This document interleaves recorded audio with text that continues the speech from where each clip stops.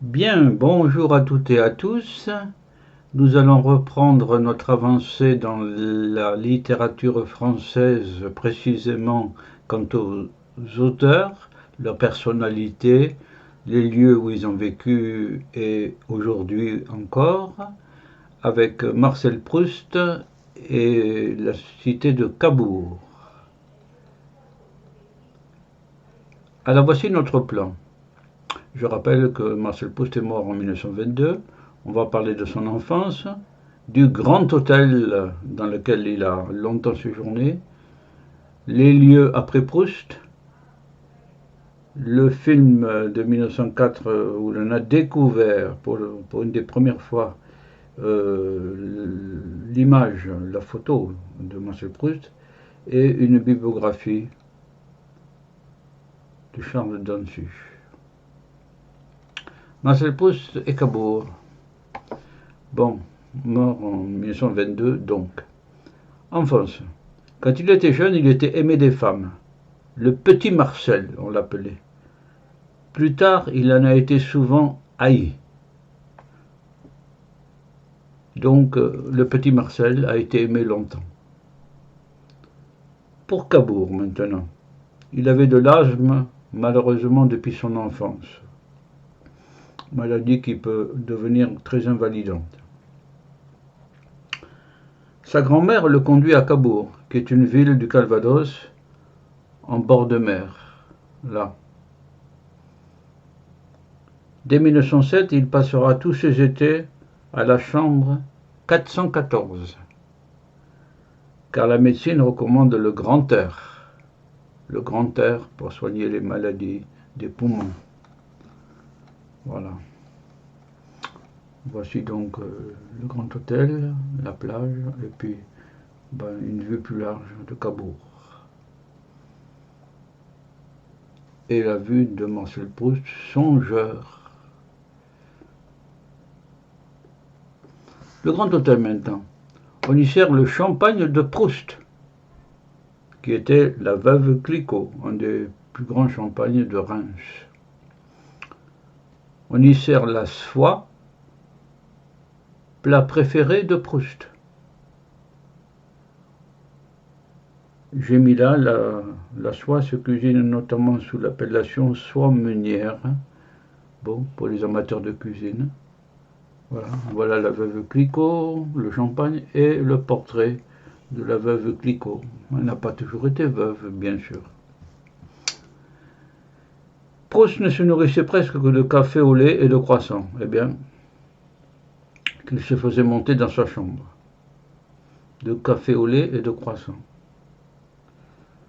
La diététique s'inscrirait en faux. C'est pas possible de vivre comme ça. Il a fini sa vie en état de dénutrition. Voilà. Dénutrition. Proust, il portait des gants blancs rayés de noir. Détail. Si vous voulez faire l'original, vous achetez des gants blancs rayés de noir et vous vous rappelez que c'est de Proust, Marcel. Voici le grand hôtel. Histoire de l'hôtel. En 1844, le maire décide de partager les communaux, essentiellement des dunes. Les communaux, c'est des biens qui appartiennent à une commune ou à deux communes en même temps. Voilà, et donc c'est des terres sur lesquelles on peut construire avec l'aval du conseil municipal. Les financiers parisiens rachètent le tout à 13 centimes le mètre carré. Ben voilà, ils ont vendu les communaux aux financiers. Un casino, lieu où l'on voit du théâtre, c'est une conception distincte d'aujourd'hui, où on lit, où l'on échange, est créé, puis l'hôtel Second Empire, 1851 donc, Second Empire. En 1914, c'est le début de la fin. 1929, la crise. 1940, l'occupation. Après 1945, c'est un renouveau, avec des films, des personnes qui veulent coucher dans la chambre de Proust et se promener sur les lieux de l'écrivain, après 45 donc. Le Japon compte des Proustiens parmi les plus énergiques. Voilà un menu avec en japonais. Hein. Voilà la chambre de Proust. Pour passer une nuit dans la chambre de Proust, voilà, il fallait payer cher. Faut payer cher. Aujourd'hui, cet hôtel appartient au groupe Accor, division M Gallery, qui comporte 70 hôtels dotés d'une âme et d'un passé. C'est les grands écrivains, très souvent, ou les grands peintres, ou les grands sculpteurs, autres, qui font la réputation d'un lieu. Galerie by Sofitel est une collection de boutiques-hôtels, des boutiques-hôtels, dédiés aux amoureux de la vie, oui, de la littérature et de la culture. Là, d'accord, on comprend mieux. La vie, c'est tellement vaste. La littérature et la culture, ça l'est déjà, mais c'est plus concret. Chaque hôtel, le M Gallery, est une porte ouverte sur un autre monde, une époque, lointaine de préférence, un refuge secret ou un paysage spectaculaire.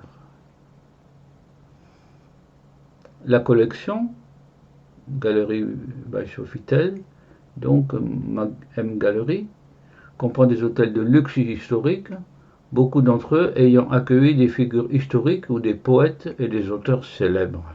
C'est le cas ici. D'autres établissements sont des hôtels au design résolument moderne, tout à fait uniques dans les villes où ils se situent par leur design, la façon dont ils sont construits, quel architecte les a bâtis, voilà. Dans tous les cas, chaque hôtel M Gallery est inspiré par l'histoire qui lui est propre, une histoire murmurée dans les halls, reflétée dans le subtil design et dans les détails des plats et des cocktails signature. Eh bien, pour concrétiser tout ça, il faut y séjourner une fois pour savoir. Notamment à Cabourg, sous l'égide de Marcel Proust. Voici un détail donc de ce M Gallery, le grand hôtel. Donc, alors voici des images. Évidemment, en bois, ça a une âme, là aussi, c'est soigné. Oui. Évidemment. Ça ne doit pas être bon marché. En 2017, l'Université Laval, à Québec, a trouvé un film de 1904 sur la sortie d'un mariage où l'on voit pendant 3 secondes Marcel Proust. Eh ben, je ne peux pas vous dire lequel c'est, mais a priori peut-être celui-là. Je ne peux pas vous dire. Hein. Mais c'est la photo historique. Voici Marcel Proust autrement. Si vous voulez en savoir plus, il y a une bibliographie, Charles Dantzig, directeur chez Grasset, Les écrivains et leur monde, collection bouquins, Les écrivains et leur monde, ça va être très intéressant. La collection bouquins est une collection très raisonnable pour son prix et très documentée. C'est une collection que j'apprécie personnellement. Bouquin, Robert Laffont, 2016, Charles Dantzig. Danzig est une ville allemande, enfin qui ne l'a pas toujours été, puisque les nazis avaient publié une affiche Danzig wird Deutsch. Danzig sera allemand, au-dessus de Berlin. Voilà. Voici des ouvrages célèbres de Proust du côté de chez Swann, à l'ombre des jeunes filles en fleurs, Le temps retrouvé qu'on oublie souvent, du côté de Guermantes, etc. Un amour de Swann. Oui, une très belle œuvre, nostalgique. Nous passons maintenant, après Marcel Proust, à Romain Rolland. Romain Rolland, que savons-nous de lui? Eh bien, voilà ce qu'on peut retenir. Ouf, il y en a beaucoup. Alors, des généralités. L'homme, son hindouisme. Ah, voilà quelqu'un attiré par l'Inde. Les œuvres, ce sera rapide. Esprit ouvert à l'étranger, ça va bien avec l'hindouisme, ça. Des citations. Freud, bon, Romain Rolland a échangé avec Freud. Ne pas confondre avec Jules Romain. Il y a des Romains partout, hein. Mais là, c'est Romain Rolland. Voyons voir, généralité, en synthèse. Mort en 1944. Hein. Il n'aura pas vu la fin de la guerre. Prix Nobel de littérature en 1915, Romain Rolland. Remarquable. Fonde le théâtre populaire sur les places publiques. Intéressant aussi. Le théâtre populaire sur les places publiques. S'engage après Jaurès contre la guerre, encore un titre remarquable, de 14-18. Romain Rolland. Il s'engage pour le Front populaire, autrement dit il était socialiste.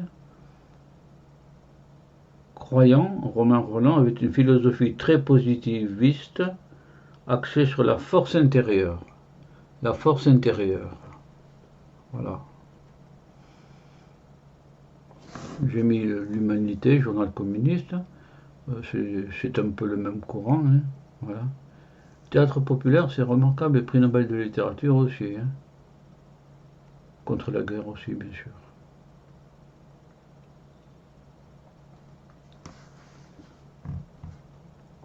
Humaniste, non violent, passionné de pensée hindouiste, et par le religieux persan Abd al-Baha, fondateur du bahaïsme. Ah oui, j'ai quand même marqué cette note. C'est une religion née au XIXe, monothéiste. Centre de pèlerinage en Israël. Eh bien, unité de l'humanité, l'humanité forme un, exclusion de tout ce qui divise. Ben, c'est très intéressant. Le racisme en particulier. Elle connaît des difficultés, notamment en Iran, c'est pas trop surprenant. Voici un mausolée au sommet du mont Carmel à Haïfa, en Israël. Un mausolée, un beau mausolée. Voilà. Réenchanter l'islam. Ah. Donc, pensée hindouiste.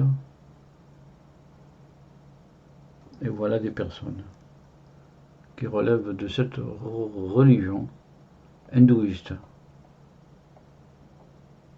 Et Romain Rolland donc était passionné par ça. Œuvre. Alors Jean-Christophe est un livre qui traverse un peu le temps. Au-dessus de la mêlée également, et le voyage intérieur. Mais il y en a d'autres. Hein. Ben, Vie de Tolstoï, c'est pas très étonnant parce que c'est Tolstoï qui a inventé la non-violence et qui l'a transmise à Gandhi en Inde. Tout ça, Tolstoï, Romain Rolland, Gandhi, Inde, tout ça, ça se tient. Il y a d'autres ouvrages. Que faudrait-il lire?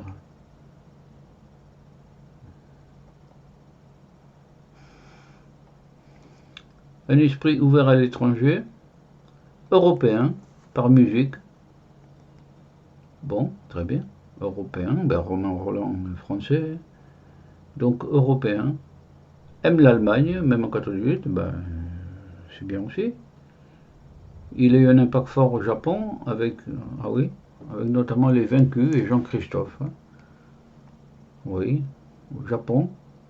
On a qualifié Romain Rolland de messager de l'Inde, à une époque où la culture indienne était presque inconnue. Ah, eh ben c'est un pionnier, Romain Rolland pour l'Inde, et pour une forme de religion qu'on vient de voir. La sensation océanique est pour Romain Rolland la perception de l'universalité de toute chose. On a vu que la religion hindouiste qu'il avait embrassée ne divisait pas l'humanité. Tout le monde était à peu près dans le même amour de la création, quoi. La sensation océanique, européen, Allemagne, impact Japon, messager de l'Inde. Oui. Citation. Le pire dont souffre le monde, ce n'est pas la force des méchants, mais la faiblesse des meilleurs. C'est de Romain Rolland, ça. Je l'ai cité déjà dans une autre vidéo. C'est de Romain Rolland. La faiblesse des meilleurs. Oui, la faiblesse des meilleurs. L'arbre que l'on élague pousse plus haut. Ça, c'est une vérité biologique. Ça veut dire que moins j'ai, plus je suis. Ah, fort. Ah oui, ben c'est le débat entre l'être et l'avoir. L'être et l'avoir. Et là, c'est l'affirmation que moins j'ai, plus je suis. Je tiens ça pour vrai. On ne peut pas penser qu'on est parce qu'on a. Parce qu'on est riche, parce qu'on est ceci ou cela. Ensuite, seule la fin d'une vie permet de comprendre l'ensemble d'une vie. Ça, c'est pas sûr. C'est pas sûr. Comme disent les Japonais, peut-être, ou les Chinois plutôt, vrai à 50%, peut-être faux à 50%. Voilà. Le suicide de l'écrivain Mishima au Japon par seppuku, c'est-à-dire en s'ouvrant le ventre et en se faisant sauter la tête, n'explique pas la totalité de sa vie. Sa passion pour l'Antiquité gréco-latine, par exemple. Sa quête perpétuelle de quelque chose d'absolu, non plus. Bien d'autres Japonais, des samouraïs, se sont fait le seppuku sans avoir le même parcours. Bon. Romain Rolland a une grande correspondance avec Freud. Ben, c'est remarquable. Et Malaise dans la civilisation est une réponse de Freud à Romain Rolland. Ça, c'est un ouvrage qu'on peut avoir lu, hein. Moi, je l'ai lu quand j'étais lycéen. Malaise dans la civilisation. Ne pas confondre avec le déclin de l'Occident, évidemment, ça n'a rien à voir. Enfin, c'est un peu proche, si on veut. Mais donc, le déclin de l'Occident, Oswald Spengler, cet Allemand, qui est un peu critiqué, mais qui a été réédité à la NRF. Voilà. Les deux ouvrages sont à connaître ou à lire. Je placerai d'abord le Malaise dans la civilisation, parce que d'abord c'est moins long. Voilà, Malaise dans la civilisation de Freud, Romain Rolland, donc. Ne pas confondre Romain Rolland, que voici, avec Jules Romain. Autre académicien, mort en 72, Jules Romain, a écrit notamment Les hommes de bonne volonté en 27 volumes. Les hommes de bonne volonté, en 27 volumes. Jules Romain a écrit un ouvrage dont je parle par ailleurs, hein, sur ma chaîne YouTube, Examen de conscience des Français, absolument remarquable. Absolument remarquable. Écrit postérieurement à la guerre de 39-45, critique du laisser-aller français et prônant un régime de type de celui que Charles de Gaulle a établi en 1958 et sous lequel nous sommes toujours. Voilà. Eh bien, avec Romain Rolland, nous venons d'achever cette vidéo et nous allons passer à une femme qui en vaut le voyage, plus que le détour, Colette. Voilà. Et dans cette perspective, je vous dis au revoir à toutes et à tous. Au revoir.